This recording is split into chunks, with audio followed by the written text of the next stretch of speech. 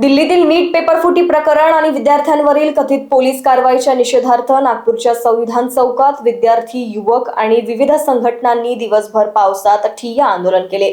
आंदोलकांनी नीट परीक्षा रद्द करून पारदर्शक पद्धतीने फेर परीक्षा घेण्याची, पेपरफुटीतील दोषींवर कठोर कारवाई करण्याची आणि विद्यार्थ्यांना न्याय देण्याची मागणी केली। रात्री उशिरापर्यंत आंदोलन सुरू राहिल्यानंतर पोलिसांनी आंदोलनकर्त्यांना हटवण्याची कारवाई केली।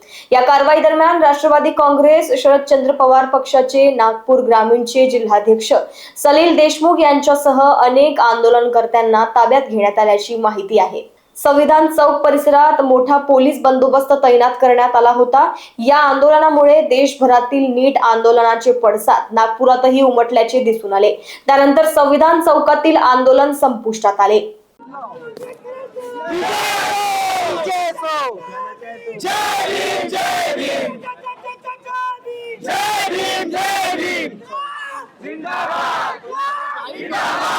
अरे जुल्मी जब जब जुल्म करेगा सत्ता के हथियारों से, चप्पा चप्पा खून निकलेगा इंकलाब के नारों से। माता की जय, माता की जय। धर्मेंद्र प्रधान धर्मेंद्र प्रधान वंदे मातरम, वंदे मातरम, वंदे मातरम। भारत माता की जय। जो ये इन लोगों ने मारा है, स्टूडेंट्स चुपचाप करके प्रोटेस्ट कर रहे थे। अब मेरे को बताओ स्टूडेंट्स की गलती क्या थी? इन पुलिस वालों ने वहां पे लाठीचार्ज किया, बच्चों को मारा, बच्चों को बहुत परेशान किया। बच्चे मांग क्या कर रहे हैं? बच्चे डिमांड क्या कर रहे हैं?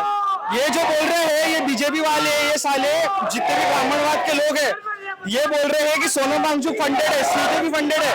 मान लेता हूँ कि फंडेड है, और अगर फंडेड है तो मांग क्या कर रहे हैं, डिमांड क्या कर रहे हैं? एक अच्छा एजुकेशन मिनिस्टर। ये सब सिर्फ एजुकेशन की बात नहीं है, ये लड़ाई सिर्फ धर्मेंद्र प्रधान के खिलाफ नहीं है, ये लड़ाई है मोदी के खिलाफ, ये लड़ाई है सिस्टम के खिलाफ। ये सिस्टम को सुधारना बहुत जरूरी है। इन लोगों को लग रहा है सर कि ये 20 जून को बैठे थे प्रोटेस्ट पे, अभिजीत तिपके जो सीजीपी के फाउंडर है, ये 20 जून को बैठे थे प्रोटेस्ट पे। इनका भी 20 जुलाई को लगा कि ये लोग खत्म कर देंगे, लेकिन ये खत्म नहीं कर पाए। इन लोगों को लगा कि ये लोग मारेंगे, पीटेंगे तो ये लोग उठ के चले जाएंगे, कोई नहीं उठा सर। ये जो जनरेशन है ना, ये जनरेशन वोटर्स की जनरेशन है। 18 साल के बाद जब वो वोटर्स पूछेंगे ना कि तुमने वोट क्यों किया, तो उनको मालूम पड़ेगा कि हम लोग सवाल पूछते हैं, हम बाकी लोगों की तरह नहीं है जो पीस के बैठ गए नीचे। हम लोग वो जनरेशन नहीं है सर।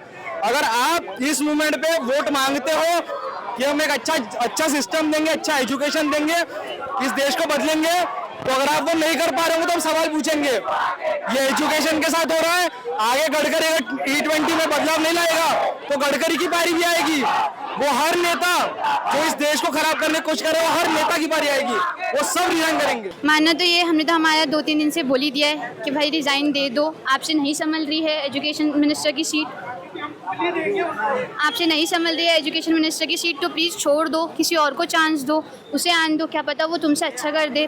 2018 से पेपर लीक पे लीक हो रहे, हमने आपको चांस दिया, ऐसा नहीं कि एक ही बार में हम नहीं बोल रहे।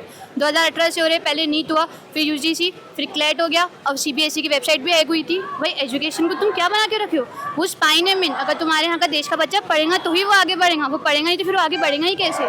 तो प्लीज़ थोड़े गंभीरता से इस बात को सोचो और रेजिग्नेशन दे दो, प्रधान प्लीज़ दे दो रेजिग्नेशन। Thank you. मंतर पे जो कल स्टूडेंट के साथ में जो हुआ उसके बारे में क्या? वो तो डेमोक्रेसी का ब्लैक डे था। हम डेमोक्रेटिक गवर्नमेंट है, हमें राइट है कि हम हमारे पार्टी को इलेक्ट करें जिसे हम चाहते हैं कि वो यहाँ पे रूल करेंगी, और वो पार्टी को हमने इलेक्ट किया। वो 15 साल से इलेक्शन पे है, वो 15 साल पे अपनी सीट पर है, और अगर हम उससे कुछ सवाल करें तो वो बिना बैजेस की पुलिस को भेजकर हम पे लाठीचार्ज कर रही है। तो आप देख लो कि भाई वो डर रहे हैं या फिर उन्हें पता है कि हमने कुछ गलत किया है और वो गलत का सामना वो नहीं कर पा रहे, इसलिए वो पुलिस को भेज रहे हैं मारने के लिए। और फिर जब क्रांति हो रही है, जब स्टूडेंट्स भी पुलिस को मार रहे हैं क्योंकि विदाउट बैचेस की पुलिस है, तो फिर आप लोग बोलते हो पीसफुल प्रोटेस्ट था और ये तो मार रहे हैं, पीसफुल प्रोटेस्ट था और इन लोग तो ऐसा कर रहे हैं। तो भाई हमारे से अच्छा आप खुद से क्वेश्चन करो कि तुम कहाँ पे स्टैंड करते हो, तुम अकाउंटेबल हो या नहीं। देखिए सर, हम प्रोटेस्ट करने आए हैं, पीसफुली प्रोटेस्ट करने आए हैं, क्योंकि आप सभी को पता है, आपने देखा है कि एजुकेशन जो मिनिस्टर है उनके जितने भी कारनामे हैं वो सब आप लोगों के सामने है, ठीक है।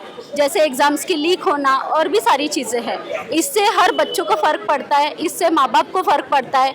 इन सब चीज़ों से एक फैमिली उजड़ जाती है। एक बच्चा जब सुसाइड करता है ना, ये कोई मजाक की बात नहीं है। जिस घर में ये चीज़ बीतती है उसी को समझता है।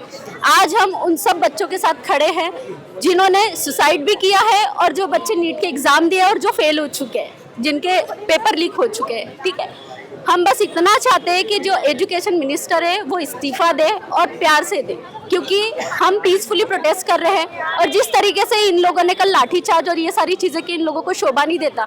हमसे बड़े हैं, इन लोगों को इतना तो समझ होगा ना कि बच्चों पे लाठीचार्ज कैसे की जाती है। बस बच्चे तो उनके भी हो गए ना, बस इतना है कि यहाँ नहीं है, बट हमें इंडिया में रहना है, हम भारत के लोग हैं, हमें बस यहाँ पे एजुकेशन सिस्टम अच्छा चाहिए।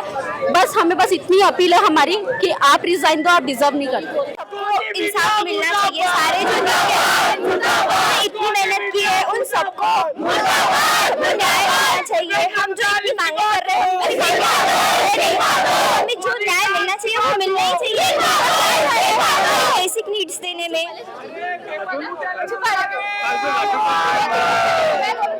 हे अजिबात चुकीचंच होतं, नेमकं ते चुकीचंच होतं पूर्णपणे। आणि मग जेव्हा दिल्ली पोलिसला अकाउंटेबिलिटी घ्यायची वेळ आली तर त्यांनी असं दाखवून दिलं की आम्ही काही केलंच नव्हतं, पूर्ण आम्ही प्रोफेशनली सांभाळलं। कसलं प्रोफेशनली, किती लोकांना लागलं, किती लोकांची इतके म्हणजे जीव धोक्यात गेले, त्यांची काहीच आमच्या गरिबांच्या जीवाची गव्हर्नमेंटसाठी आम्हाला काय मिळालंच पाहिजे। सरकार को शर्म आनी चाहिए कि दिल्ली में इस तरह से वो हरकत कर रहे हैं, इस देश के युवाओं पर लाठी चला रहे, मतलब इस देश के ऊपर लाठी चला रहे। वो युवा जो क्या मांग कर रहे हैं, वो यही मांग कर रहे हैं कि नीट के पेपर लीक नहीं होने चाहिए। ऐसे जो मंत्री है उन्हें इस्तीफा देना चाहिए। लेकिन सरकार गुंडा राज जो चला रही है, इस सरकार का विरोध आप देख सकते हैं देश में किस तरह से फैल रहा है, और ये हर घर तक फैलेगा इसका विरोध। क्योंकि जो बीजेपी सरकार है वो सिर्फ युवाओं को भविष्य खत्म करने के चक्कर में और सिर्फ धर्म के आड़ पर वो राजनीति रोक सकती है। लेकिन इस देश का युवा जाग चुका है और देश का युवा इसमें बदलाव लाने की पूरी कोशिश करेगा। दिल्लीमध्ये जे बच्चे आंदोलन केला त्यानं शिक्षासाठी केलं आहे, ते त्या चांगल्या गोष्टीसाठी केलेलं आहे आणि ते शांतीपूर्वक केलेलं आहे। पण त्यानं मोदी सरकारनं त्या बच्च्यावर मारहाणी केली, अश्रू गोले सोडले, त्याला खिळ्याच्या बांबूने मारलं त्यांना, त्यानं तरी पण त्यानं शांतीपूर्वक आंदोलन केला त्यानं। म्हणजे हे पाहताय तर मोदी सरकार हे म्हणते की शिक्षा नको करा, फक्त भजे तोलो पळाई मत करो। यांचे लेकरं विदेशात शिकतील ना, आपले लेकरं इथं काय अनपढ गवर राहतील? बस इतकं बोलायचं आहे। लोकवाहिनी मीडियासाठी सचिन झोडापे यांची रिपोर्ट, नागपूर।